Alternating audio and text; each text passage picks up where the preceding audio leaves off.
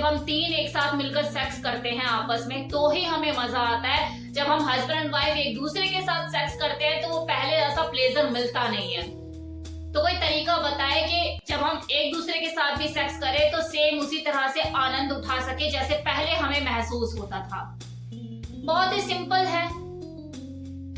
जब तीनों साथ मिलकर आप सेक्स करते हैं, थ्रीसम को एंजॉय करते हैं, तो वो कौन सी वजह है जो आपको प्लेजर देती है, उस वजह को तलाशिए और कूड़े के डब्बे में जाकर फेंक दीजिए।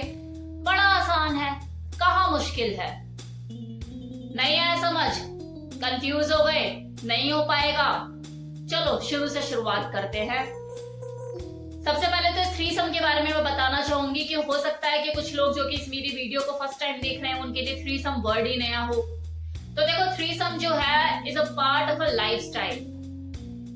एक ऐसा लाइफस्टाइल जो कि ट्रेडिशनल लाइफस्टाइल से बिल्कुल अलग होता है। इस लाइफस्टाइल में थ्रीसम, कपल्डिंग, वाइफ शेयरिंग, वाइफ स्वैपिंग, इस तरह की चीजें शामिल होती हैं। थ्रीसम जो है वो एक ऐसा सेक्सुअल एक्ट होता है जिसमें दो मेल और एक फीमेल या फिर दो फीमेल और एक मेल, तीनों मिलके ये तिगड़ी जो है तीनों एक साथ सेक्सुअल एक्ट को एंजॉय करते हैं, फन करते हैं, मजा मस्ती करते हैं। ये जो सारा सेक्सुअल एक्ट होता है ये हस्बैंड एंड वाइफ और वो जो तीसरा बंदा जिसे वो इन्वॉल्व करते हैं, जो कि मेल भी हो सकता है, फीमेल भी हो सकती है, उन तीनों की आपसी रजामंदी और सहमति से ही होता है। कोई जोर जबरदस्ती नहीं होती। जब तीनों ही कन्विंस होते हैं, म्यूचुअली एग्री होते हैं, तभी ये सेक्सुअल एक्ट परफॉर्म होता है जिसे थ्रीसम कहते हैं। अब इस थ्रीसम एक्ट को करने की ये जो हस्बैंड एंड वाइफ करते हैं, इनकी देखो अपनी अलग अलग वजह होती है। कुछ कपल तो ऐसे होते हैं जो बहुत एक्सपेरिमेंटल नेचर के होते हैं, बहुत ओपन माइंडेड होते हैं और एक दूसरे को खा खाकर बोर हो चुके होते हैं। वो अपना टेस्ट थोड़ा बदलना चाहते हैं तो गरम मसाले की तरह किसी तीसरे पर्सन को ऐड करते हैं। अब कुछ कपल ऐसे भी होते हैं जिसमें जो हस्बैंड होता है उसका कपल्ड फैंटेसी से ग्रसित होता है।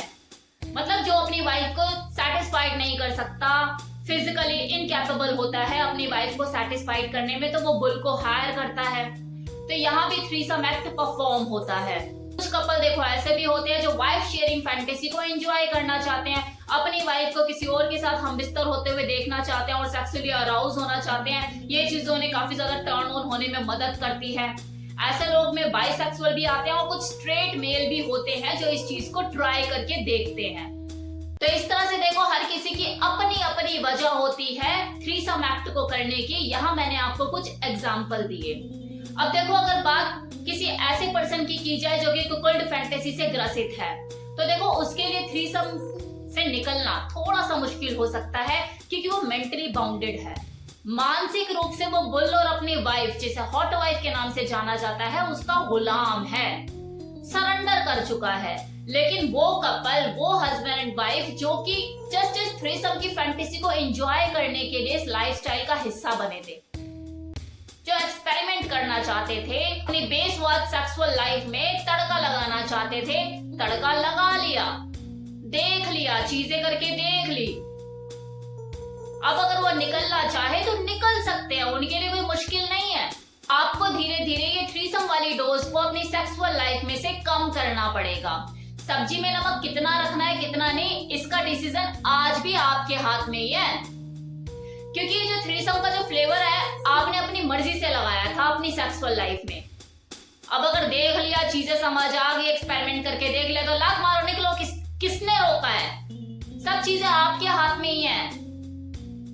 थोड़ा सा आपको अपने विल पावर को स्ट्रॉन्ग करने की जरूरत है। आपको देखो इस चीज को इस तरीके से लेने की जरूरत है, क्या है उठ पटांग से चीज, तीसरा बंदा आता है मेरे बिस्तर पर कूद कर जाता है, चल देख लिया तेरे को, अब निकल। आपकी जो फैंटेसी है ये आपके ऊपर हावी नहीं होनी चाहिए। इसकी डोज धीरे धीरे कम करना शुरू कीजिए, तभी तो इसका असर आपकी सेक्सुअल लाइफ में से कम होना शुरू होगा। डोज तो आपने दोबारा पूरी बना रखी है, तो सिंगल सेक्स लाइफ कैसे एंजॉय कर पाओगे? देखो, आपको मानसिक रूप से खुद को उसी तरीके से प्रिपेयर करने की जरूरत है जैसे आप हस्बैंड वाइफ दोनों ने एक दूसरे को थ्रीसम करने के लिए तैयार किया था, की थी ना मेहनत, मेंटली खुद को प्रिपेयर किया था ना, तो सेम वैसे ही खुद को प्रिपेयर कीजिए कि नहीं, हमें अब सिंगल लाइफ भी एंजॉय करनी है, हम एक दूसरे से दूर होते जा रहे हैं। चाहे आपने MMF किया हो या FFM किया हो, देख लिया तीसरे का कैसा होता है, लंबा होता है, छोटा होता है, काला है, सफेद है, अगली के अंदर डाल के भी देखा और दूसरे का लेकर भी देखा। हो गई ना, एंजॉयमेंट हो गया, मस्ती कर ली, मजे कर लिए, अब निकलो।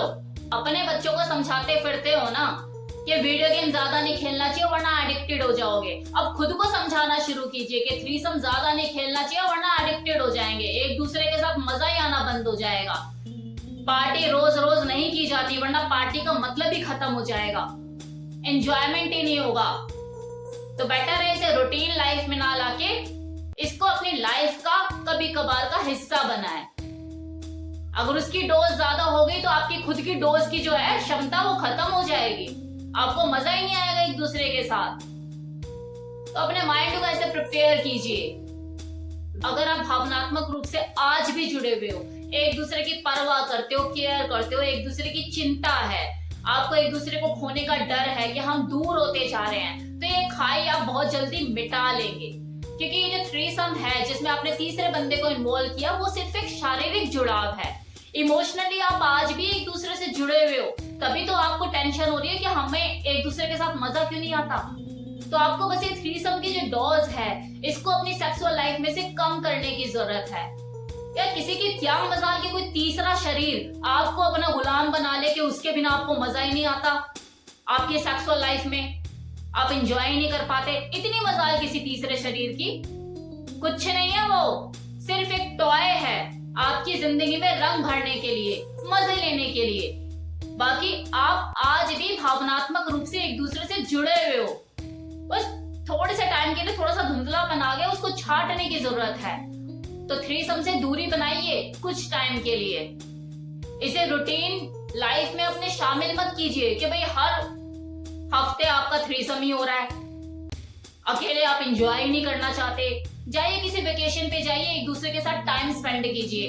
देखो ऐसी जो दिक्कतें हैं वो लाइफस्टाइल में कभी भी आती ही नहीं है तब तक जब तक आप फैंटेसी को फैंटेसी की तरह ही लेते हैं, उसमें पूरे डूबते नहीं।